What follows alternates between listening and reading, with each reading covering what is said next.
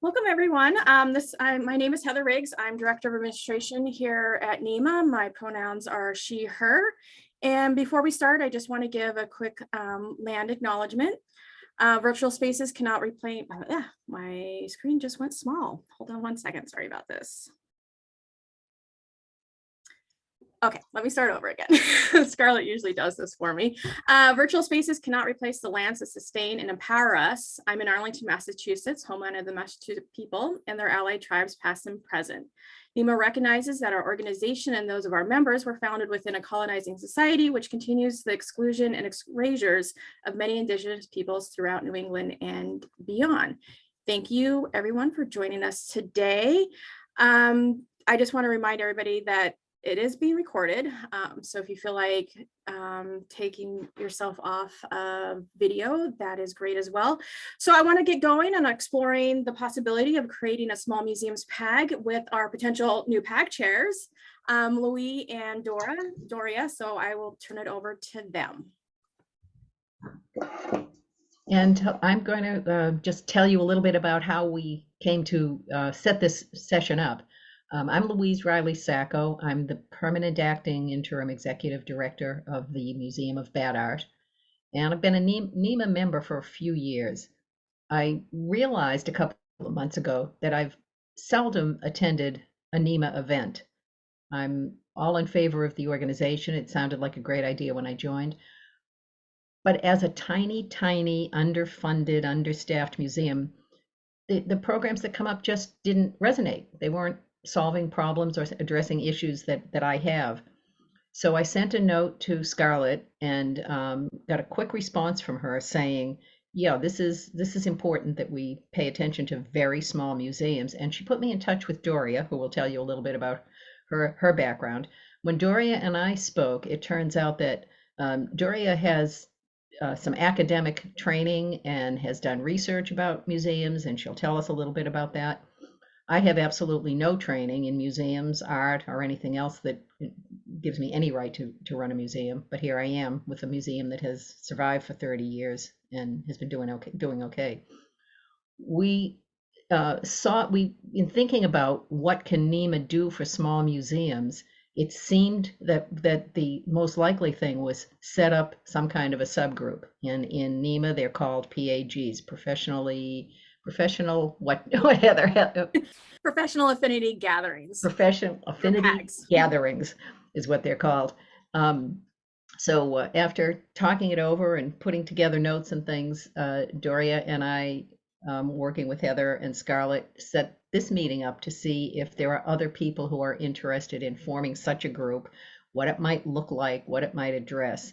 And our plan today is that Doria is going to tell you some things about that she knows about the world of very small museums. And the first question is, what is a very small museum? And we don't know yet. That's something we need to talk about. Then I'm going to talk about some of the topics that we believe need to be or may need to be addressed. But as we start, we're going to do something to gather some information. On the count of 3, I'm going to ask you to put in the chat, take the minute or two that it'll take, to put something in the chat about what brought you here today. What is the issue, the question, the problem, the concern that as a very small museum you would like to talk about or get advice about or deal with? And that's going to help us going forward. We're just going to leave that there in the chat. We'll capture it later, and it'll be a way of figuring out what the issues are. So I'll give you a minute to think about what's your, what is your issue? What brought you here today? What are you hoping we talk about now or in the future? And I'm going to count down, and I want you to please put something in the chat about, what concerns you. 3, 2, 1, type, please.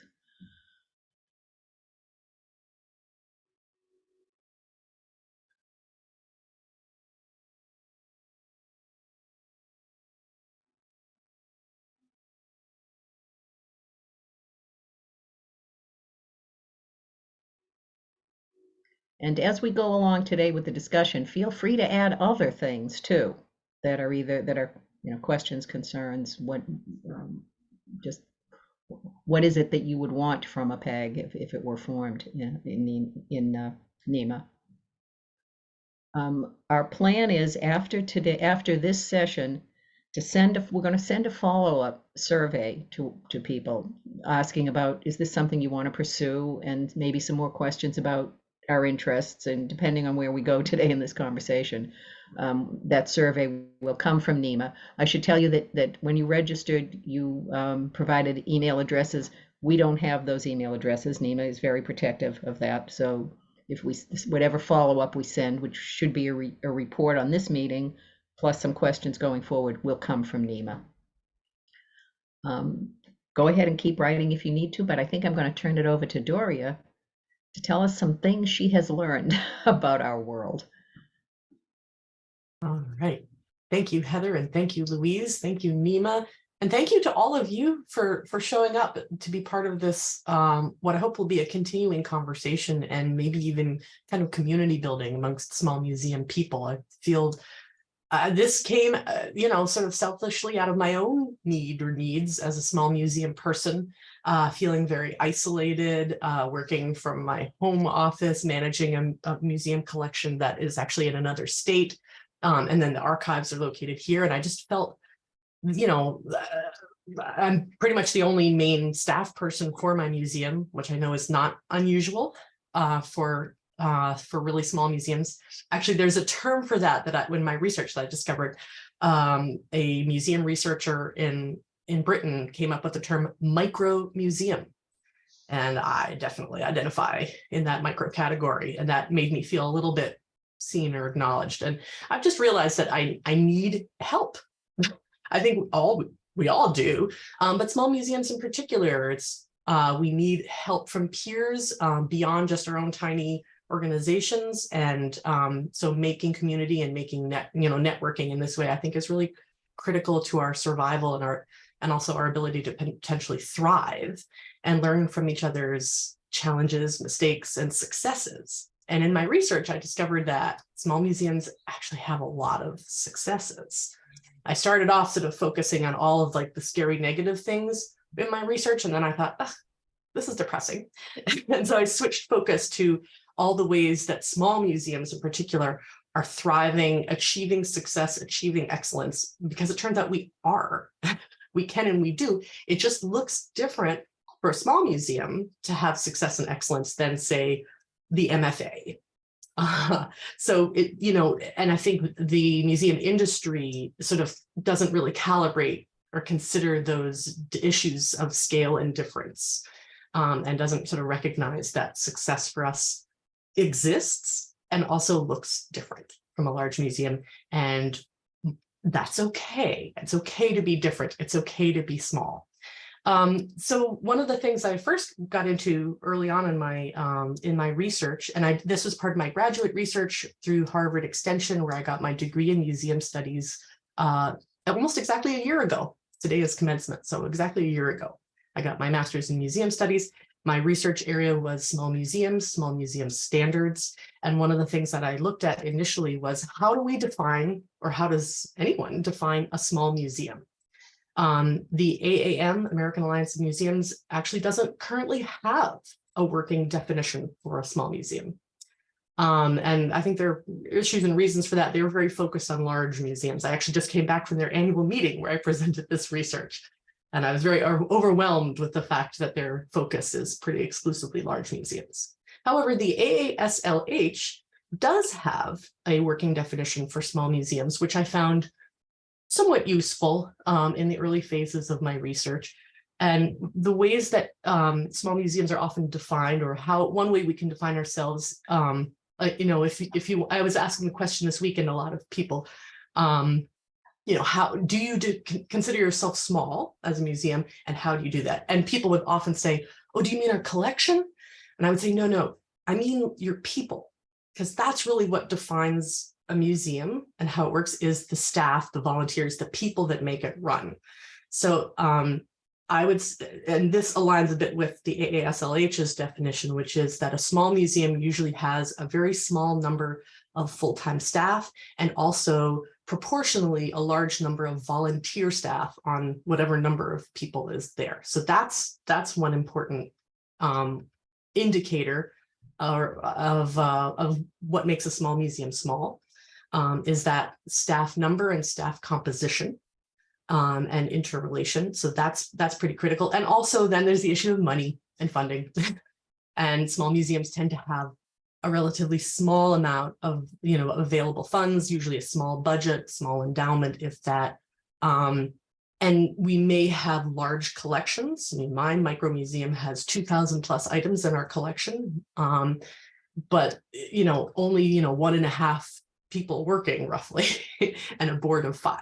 So that still makes us small, and we have a really tiny budget.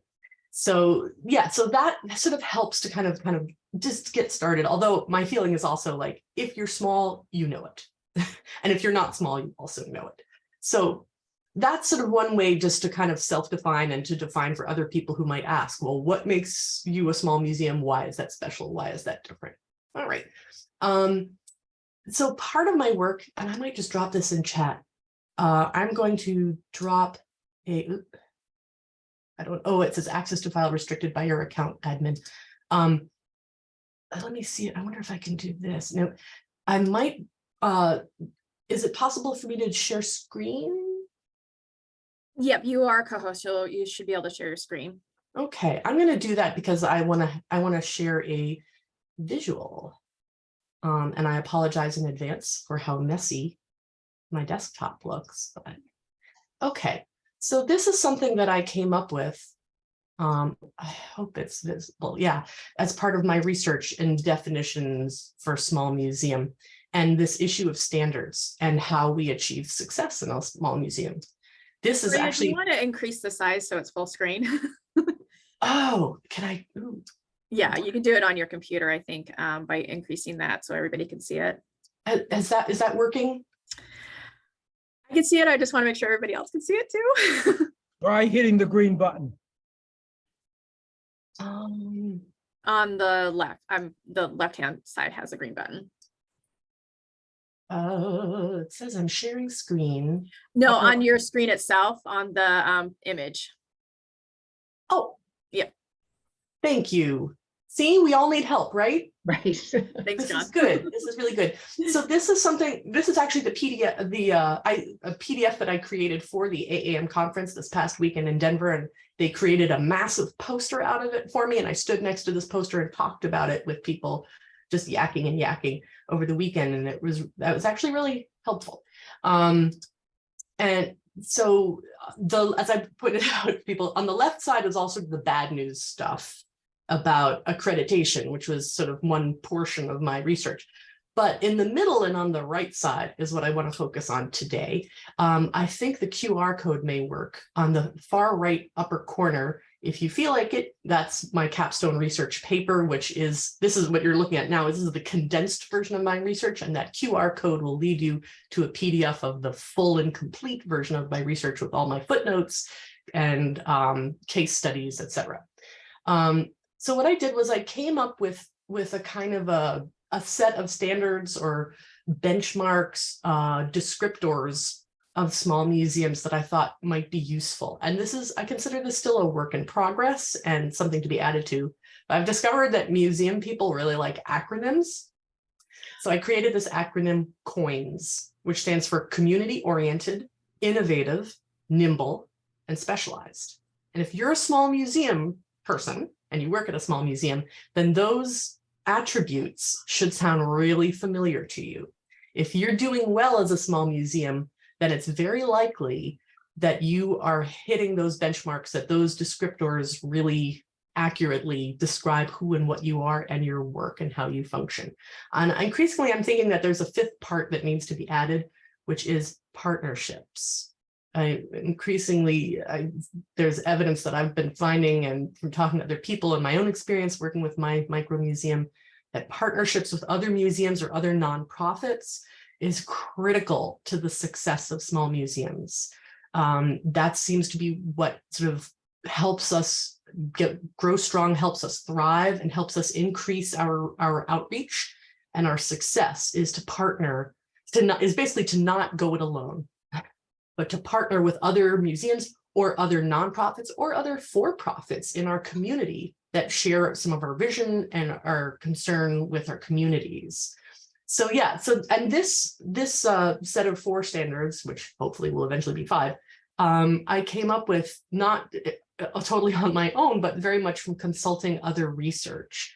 And one of the researchers whose work I looked at was Philippe Dubé, who is a French-Canadian researcher. This is the middle portion of my poster, where and this was from 20 years ago, he kind of created these nifty little bubbles. I added some color because I felt that it needed a little pizzazz. But there are a number of other researchers that I also consulted from around the world, like Fiona Candlin, who have done amazing work looking at really small museums and how we thrive, how we succeed, that kind of thing. So if you feel free to screenshot this, feel free also to scan the QR code. I could also send that to you separately if you want to take a deeper dive into that research. Let's see. And we can send a follow-up email. The QR code's actually not working right now. Oh, okay. Yeah, so we could send a follow-up when we send a survey out. We could send the link and everything. Awesome. We could share Great. it.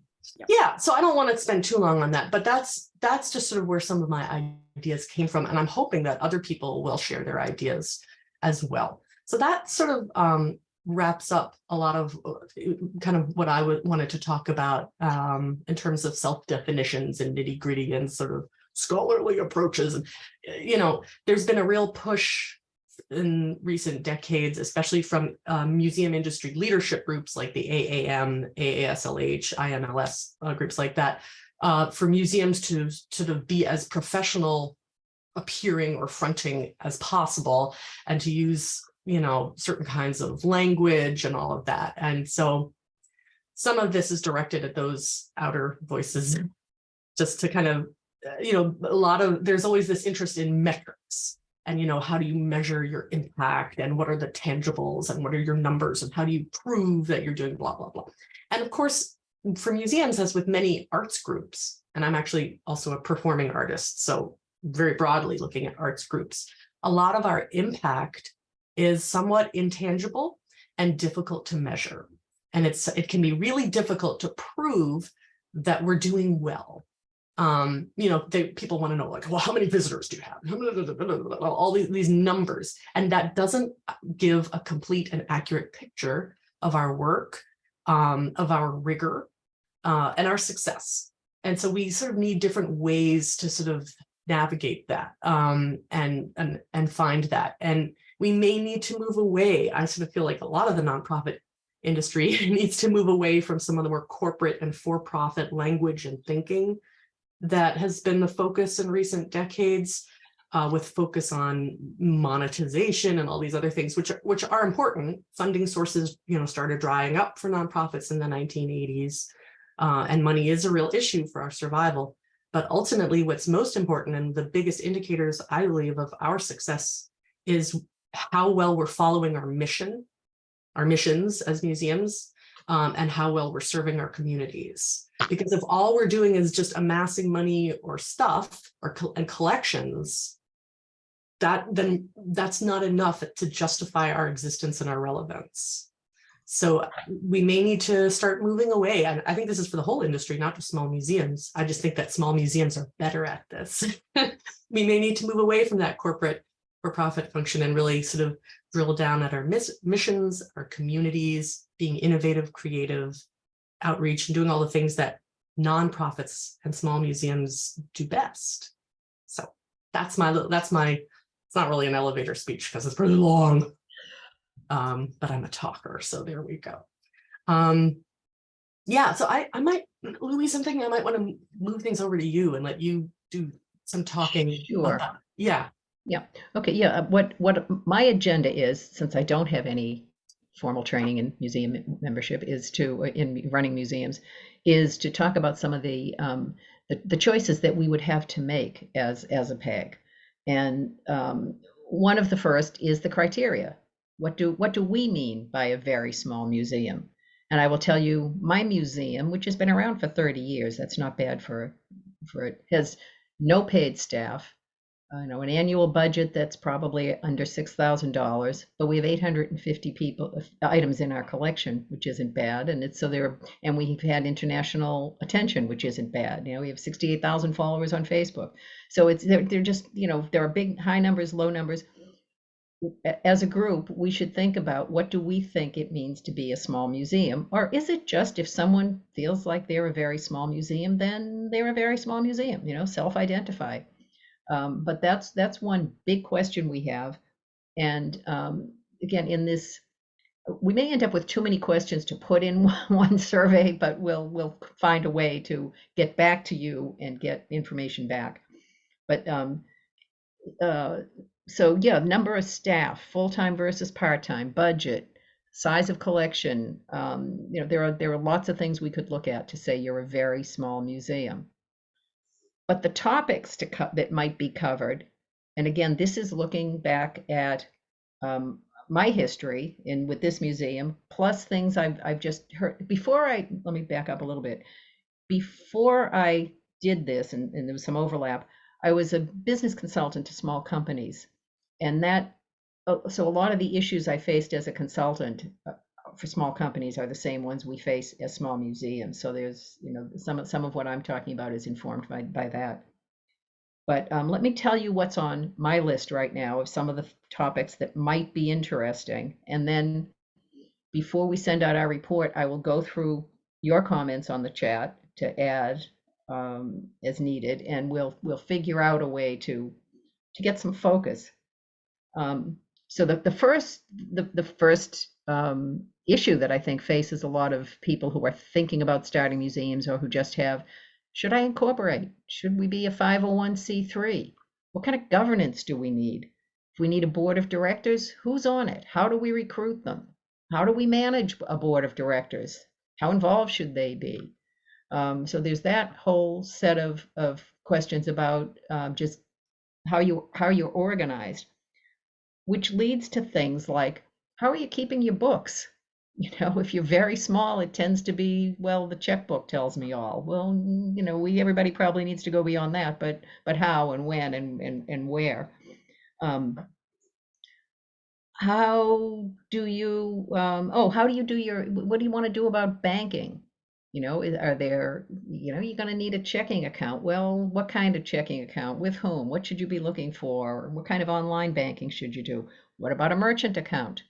If you're selling tickets to events or selling merchandise, you need to be able to take credit cards. Okay, how do you go about that when you're going to have a very small volume or small number of events? Payroll, if you're paying people, how are you paying them? How much? How are you doing the proper paperwork on that?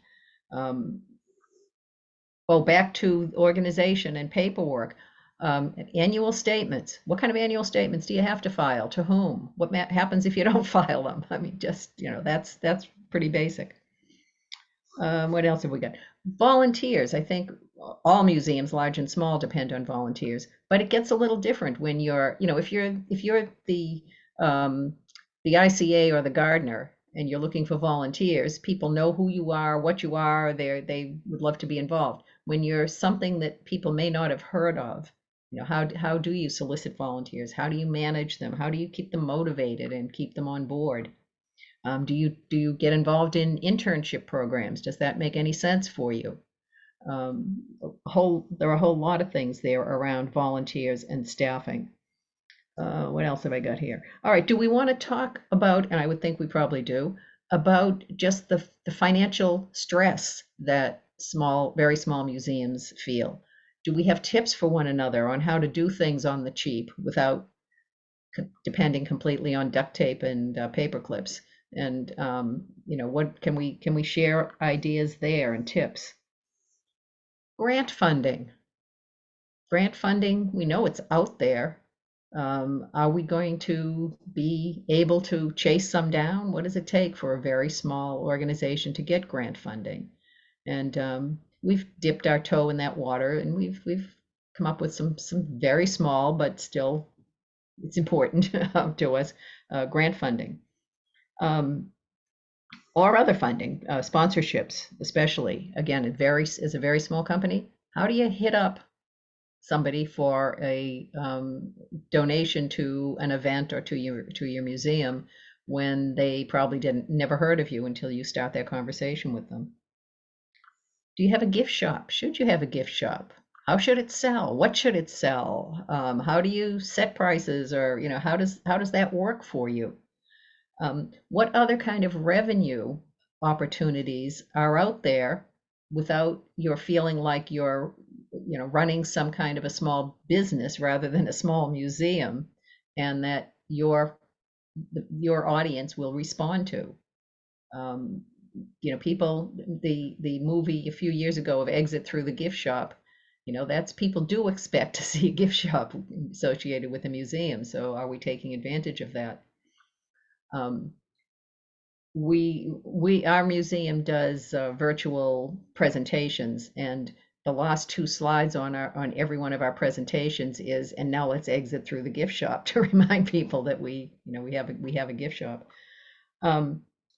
Digital presence, it can take a lot to keep a website up to date, to be on Facebook, Instagram, whatever else makes sense for you, to maybe to do newsletters, maybe even to do physical mailings in addition to the digital presence. But just to be able to talk about how have other people managed their digital presence, and maybe it's and how do you find volunteers to help with that specifically? How do you get companies to give you a break on the prices for things like that? It's all part of it. One thing I should have said back at the beginning, you can see I'm reading from a long list of notes with lots of crossouts and changes. That also, have you developed a mission statement? Do you need to? How do you do that? How important is that? I believe that one of the reasons that our museum has survived for 30 years with no budget and no paid staff is that we had a mission statement that just made sense and worked for us and our audience. It counts. So that's kind of the list that I have, or that we have so far come up with, of things that might be interesting. How would any of these issues be addressed? There are two sort of maybe three major ways that we're aware of. One of them is that NEMA is now setting up discussion areas for PEGs. So if we have enough interest to set up a PEG, they would give us a discussion area. And that would mean it would be a place for members of that group to go ask questions, share good ideas that they just had, moan and groan and look for sympathy, whatever it is that you need from peers. It would be a place to sort of anchor this community and get to know each other and help each other, support each other. And another thing would be to organize programs on some of these topics, to have, I don't know, a lawyer who knows about small organizations come in and talk to us about incorporating in 501c3s and some of the things that we may need to know, or whatever that topic is that we decide there's a lot of interest, to find either one of us who has conquered whatever it is we want to talk about, or bring in someone from the outside to help us get through something. We also could put together eventually, and this wouldn't happen until there was a certain mass, but some kind of a newsletter or a bulletin that just would go out and let us know what's being discussed in the discussion area, or what other questions people have asked about, or maybe little success stories that we can put in there of how someone solved a problem. So those are some of the possibilities for what a PAG might do. And we could even meet in person at some point if we have a once a year coffee or a beer night, or something that made sense. Some of the PAGs do have in-person meetings as well. Let me just look at what we have. So what I'm getting to is that I think that the fact that there were 42 people signed up for this and 23 have turned up, I think answers the first question, that there is an interest in doing something like this, like a very small museum PAG. And I think our next steps, and Doria, you can jump in on this too, would be for us to put together notes from this meeting, and especially your comments in the chat, and say, and then go through okay, so what next steps, what are you interested in doing? What topics, what form would it take? What else, what other ideas do you have? And I think the assumption that we have had is that Doria and I right now will take the leadership on this. But if this thing gets going in a couple of months, we'll open it up to whoever wants to be. We'll think about a board. We'll look harder at that. But right now, it's just gathering the information and the critical mass of people. Okay, I'm breathless. Doria, what have you got? So I'm gonna jump go in ahead, for a Heather. second as the NEMA person here. Yes. To really move the NEMA, this is a PAG going forward. We definitely have our volunteers that want to be the chairs of this one. We do need 10 people to say that they want to start this. So if you guys want to write that you want to start this PAG in the chat, that will count. Oh, We just need to be somewhat official sometimes, sure. and stuff like that. So yeah, so part of the other way, as many of you guys are familiar with the other PAGs and stuff like that, we usually have like a PAG lunch or some kind of gathering at our conference, especially since things have moved online. A lot of the PAGs have been having monthly or semi-monthly meetups, more of like just brainstorming sessions, that type of thing, just to talk to each other, to offer peer support. Some of them will bring in a special speaker to talk about a certain subject that someone wants. So there's definitely a lot of resources that NEMA can provide once we, officially start this.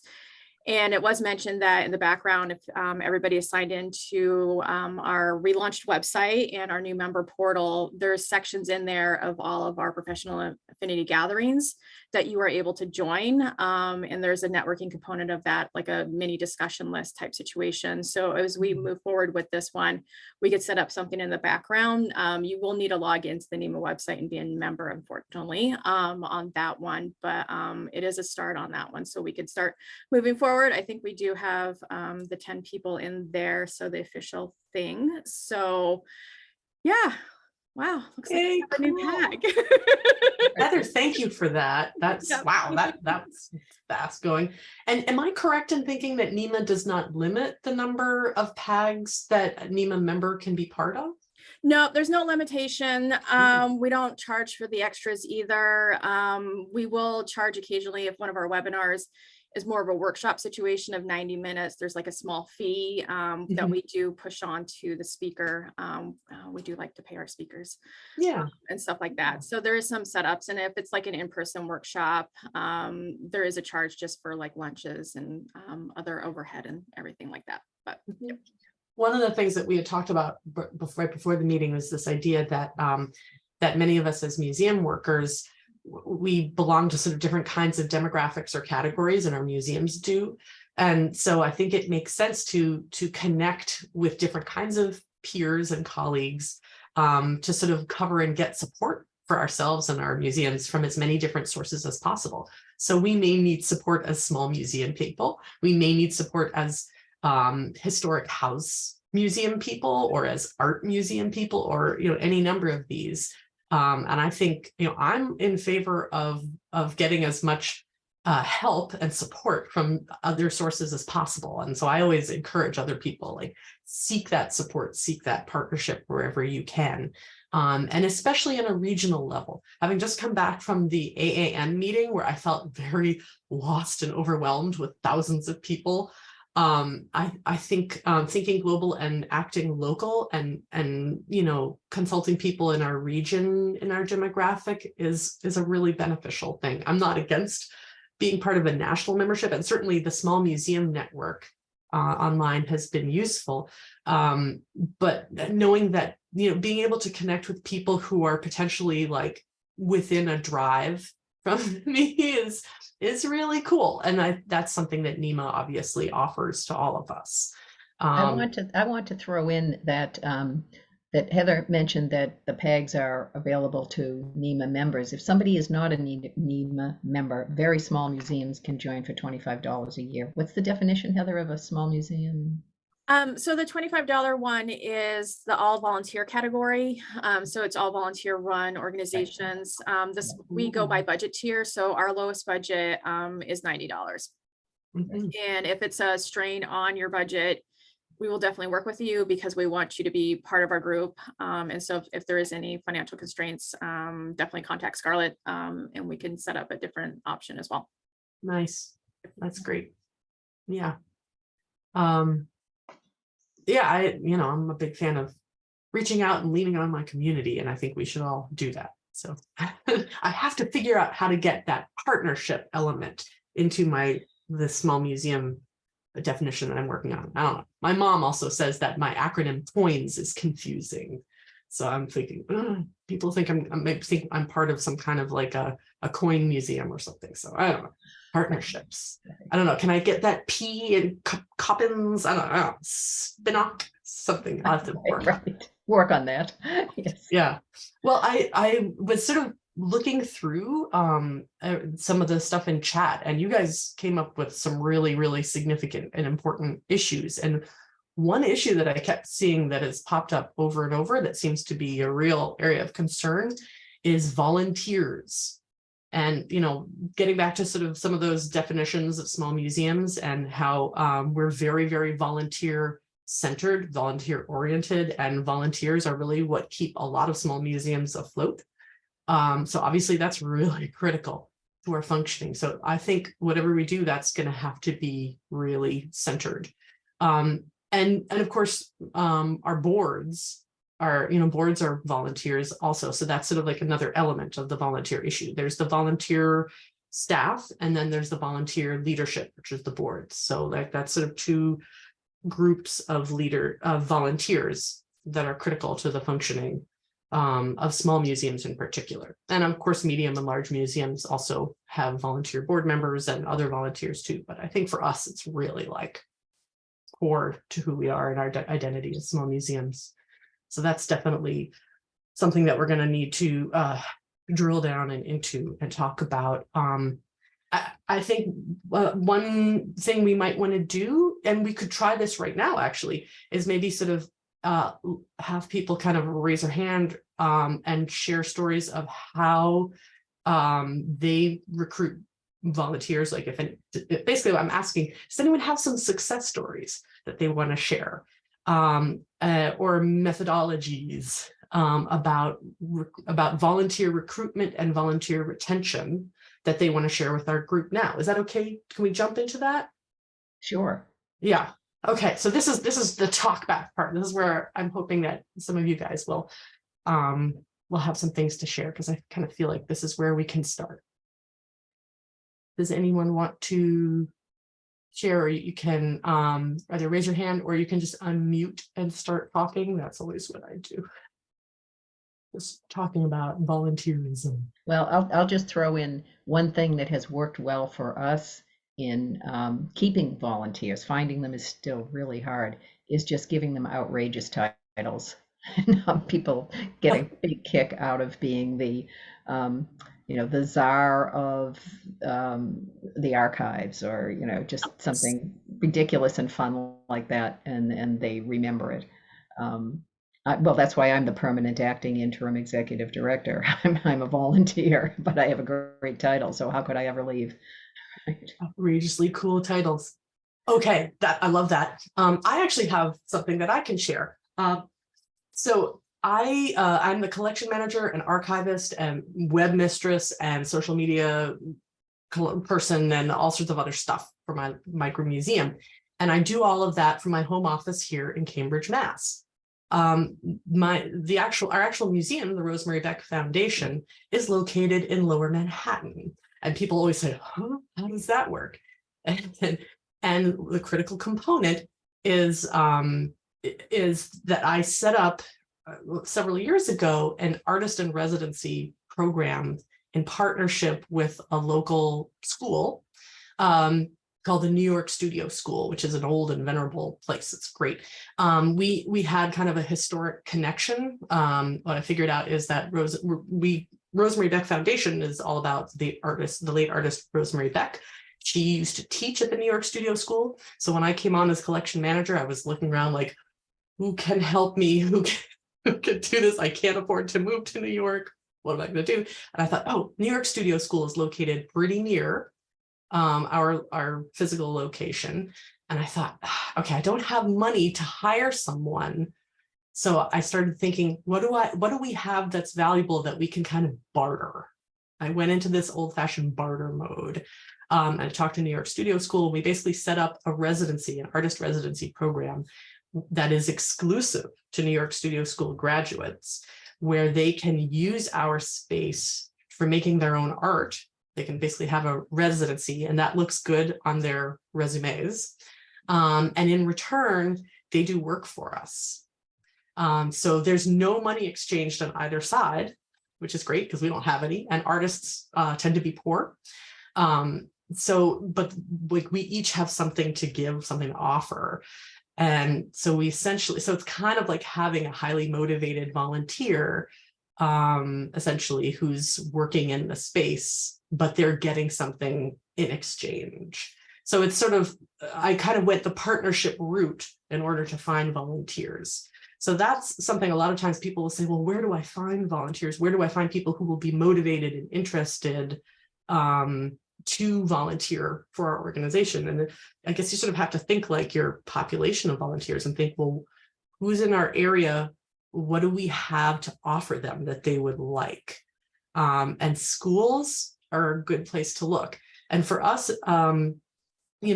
kindergarten to elementary and middle school wasn't going to be a good fit for our space for a lot of reasons, but undergrads and graduate students are a fantastic fit for our operation. So like, think broad, think large, and look at maybe different kinds of schools. I mean, essentially nonprofits, but also potentially for-profits. I'm on actually the board of a local nonprofit performing arts group that also partners with artists. And the person there who runs that organization has reached out to local real estate, but for-profit companies to help sponsor during the pandemic, outdoor films of some of the events that they made that were all online. They basically just made it into a YouTube thing, and then they just project it. Everybody hangs out in a beautiful cemetery outside in Jamaica Plain and watches these videos, and it's all sponsored by a local real estate person who gets to kind of put their signage and stuff around, and a local ice cream place. So that's another area where it's more goods and services that are being exchanged and not money.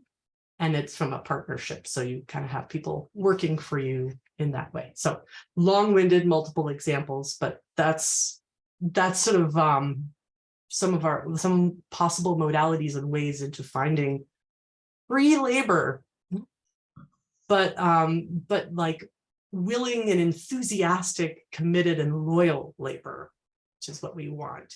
And there's nothing wrong with seasonal labor. You might have like some school kids who are college kids who are just there for a season, and hey, that's great. And then they fall in love with your place, and they'll always remember it for the rest of their lives and tell everyone how much they loved it and encourage their peers to do the same. So there we go.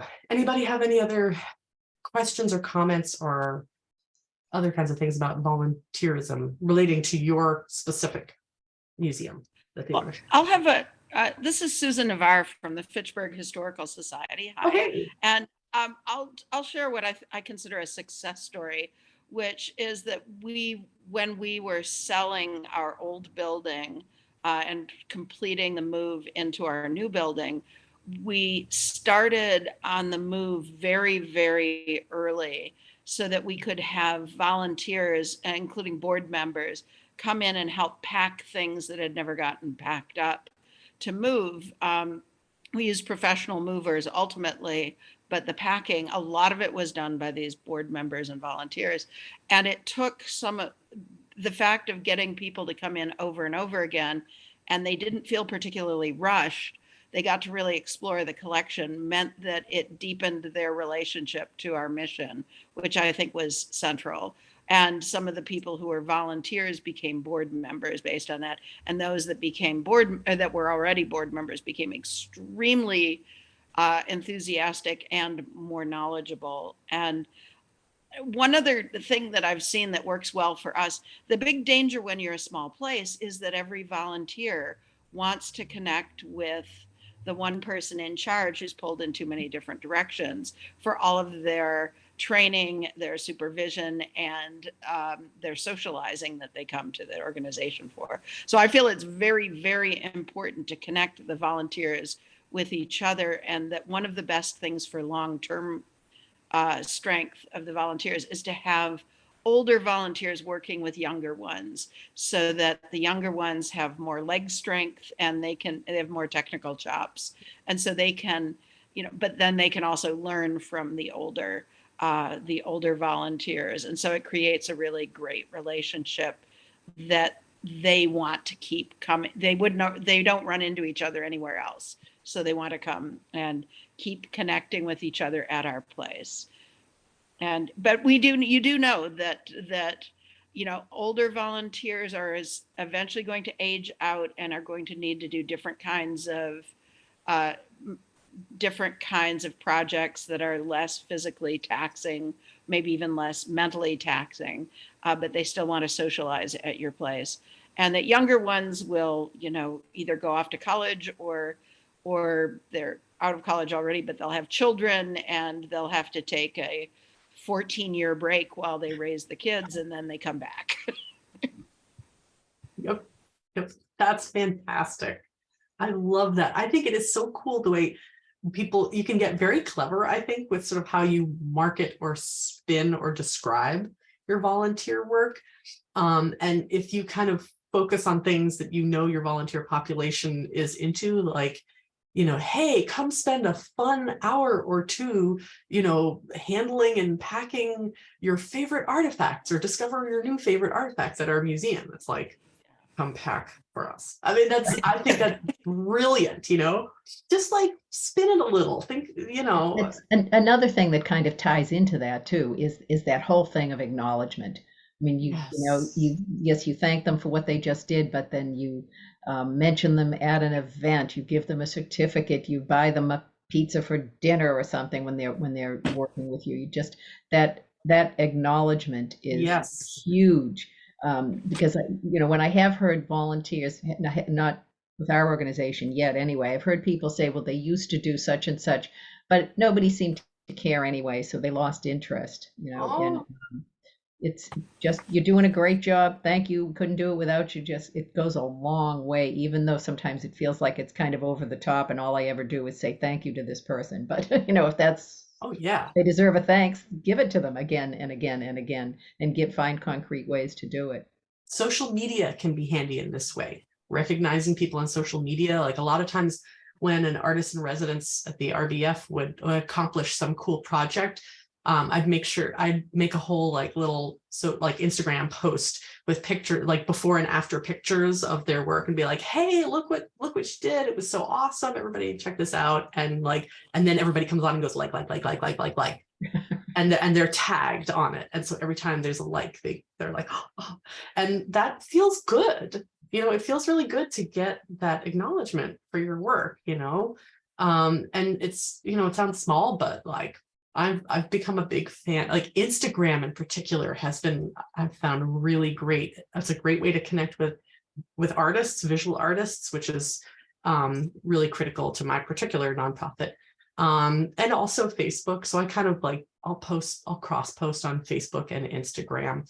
I kind of don't have the bandwidth to do more than that, but I have gotten a lot of wonderful engagement and attention for the RBF through those two sources. And it's a great and easy way to kind of publicly acknowledge and thank and positively shine a light on volunteers, and young volunteers especially. They're like, they really feel that on Instagram. That feels very relevant to them. So yeah, with older volunteers, like a letter of some kind or something else more tangible might be more meaningful to them. But for the younger folks, they love the shout outs on social media.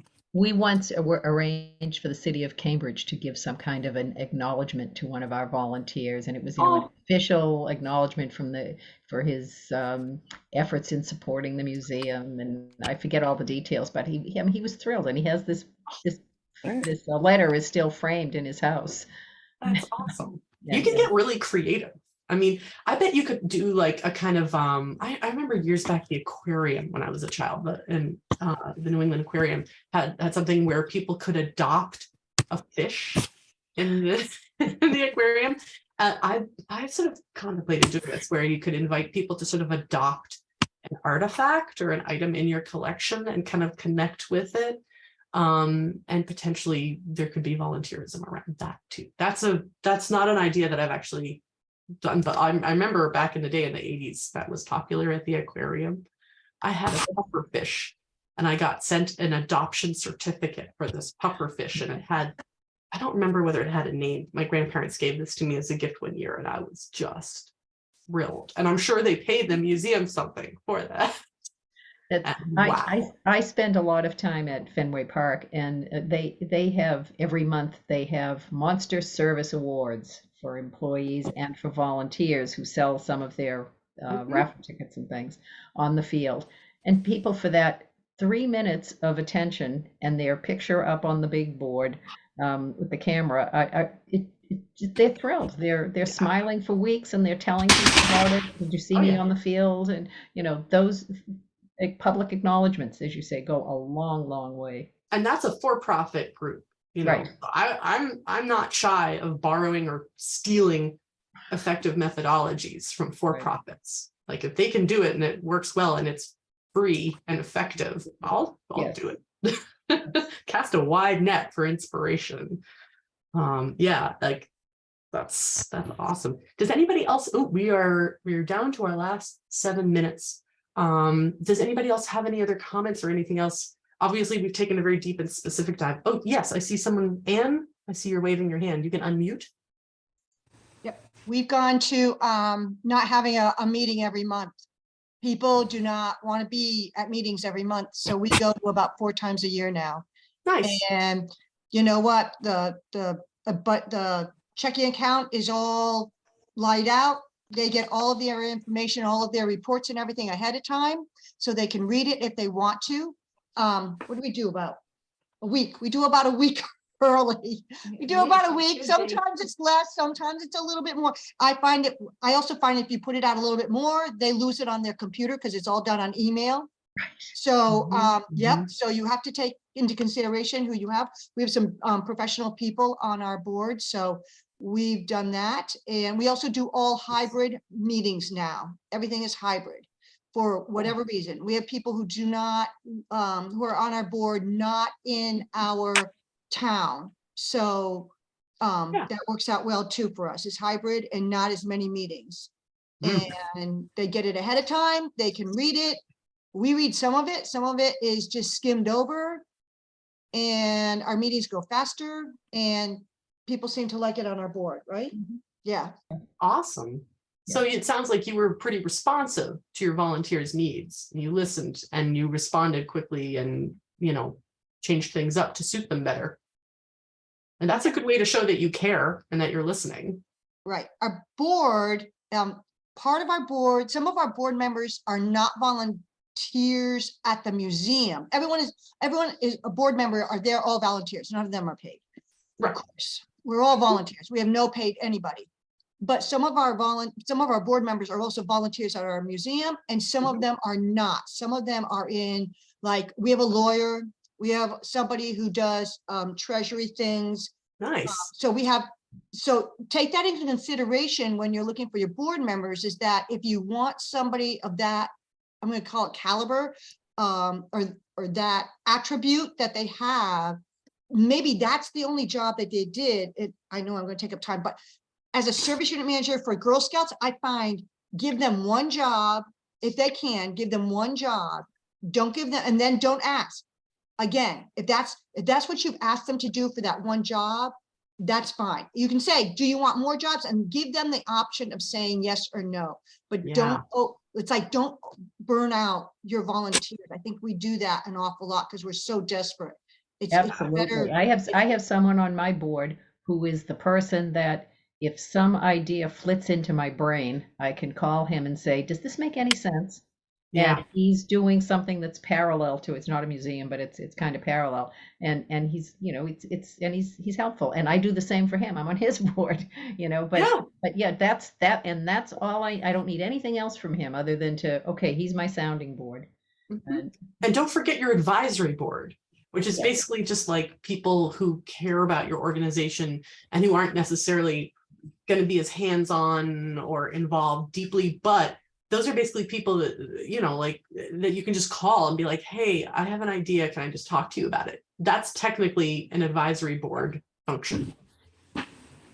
So yeah, there are like many different levels and types of volunteers who all kind of can contribute in different ways. And that's awesome. We also have a subcommittee. We have subcommittees who are not board members. They're other people. They may be board members, but they are not necessarily board members. So they're a subcommittee and they'll meet when we need to. It's called a program activity meeting. And Nice. so they only want to learn, they only want to give out ideas for programs and activities and events. That's all they want. They don't want to deal with everything else that's going on in a board meeting. So you have to kind of like, okay, one time somebody told me you have to put the people on the bus and you have to put them where they fit. And you know what, that's not an easy thing. And my bus is never full, by the way. My bus is never full as much as I would like it to be. But you have some good people on the bus. I got my people on the bus. I got people on the bus. Yes. Yeah. And they all do different cool things. And yeah, this is great. See, I think if we dig deep, we can all find things that we're doing well and that our museum is succeeding at. I think it's very easy to focus on everything that's bad or wrong, but I do think it's really critical, and especially as small museums, we're isolated, to think about some of the things that we're doing really well, some of the services that we provide our community that only we provide, and really drill into those things, because that's like success breeds success. So if we really get into those areas where we're already doing well, that's what we can build from in part. Obviously, there's more to it than that, but that can help. I'm going to jump in and just as we come down to the last minute, just to thank everybody, especially those who stayed to the very end. Yes. And within a few days, you will get a document from us that is some summary of this meeting, that has some questions for you. Yes. And we appreciate the interest today in saying, yes, we need a very small museum, PEG. Thank you very much. Thanks to everybody who joined and who contributed and who gave a vote for the PAG. And thank you to Heather and to NEMA for sponsoring this and, you know, providing the space and recognizing the need. I have to ask one more thing. Jenny, what are you cooking? I'm making hot cheese. Oh, nice. Real quick, because I had too much milk from our cow today. Okay, great. Thank you. Where are you? Ashfield. Awesome. Love it. Ooh, we're so interesting, aren't we? All of us. We're so cool and interesting. We have these cool things we do. I'm actually bringing the cheese to a volunteer training. Yes. Oh, Great. Great. I love us. This is why I love small museums. We're just so awesome. I'm writing next to Jenny's name, cheese, so I'll remember. Right, thank you. All right, thanks everybody. We'll be sending a follow-up email with some links as well. So I hope to see you all at a future NEMA event, including another one of these. Thanks everyone. Take care. Bye. Bye-bye.